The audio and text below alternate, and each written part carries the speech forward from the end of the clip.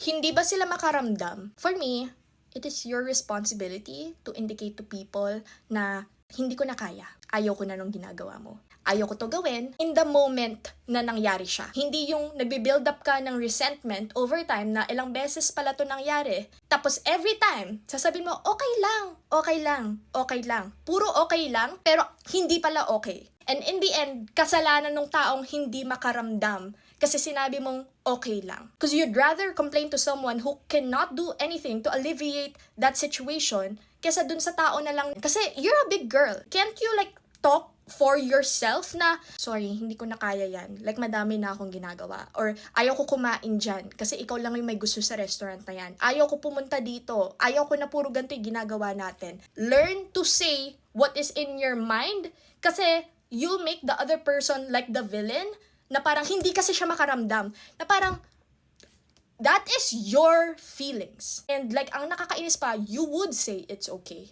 Until magbo-blow up ka. Kung may mga times na sinabi mo na, ay, ayaw ko dyan, tapos pinipilit pa rin itong tao na to na doon, okay, gets ko. Gets ko yung resentment, gets ko yung galit. But if you do not say that you don't want something, and puro okay lang, okay lang, okay lang, oo, walang problema sa'yo, that is your problem. Kasi bakit di mo kino-communicate? And malaking problem to sa mga people pleaser. And I would know, because I used to be a people pleaser. And until now, mayroon pa rin ako mga qualities of a people pleaser. But I know that that is my issue, na people pleaser ako. Now I'm trying to learn to say no to people and tell people when they've crossed the line, even though it makes me cry to confront someone. It makes me cry. Nagtitiri-eye ako when I'm confronting someone. But it has to be said.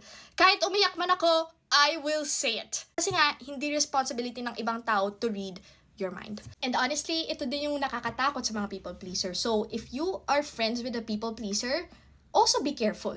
Kasi hindi mo alam, oo sila ng oo. They seem so nice. They seem so open. But they're harboring resentment towards you. As a people pleaser, yun ang masasabi ko na talaga sa inyo.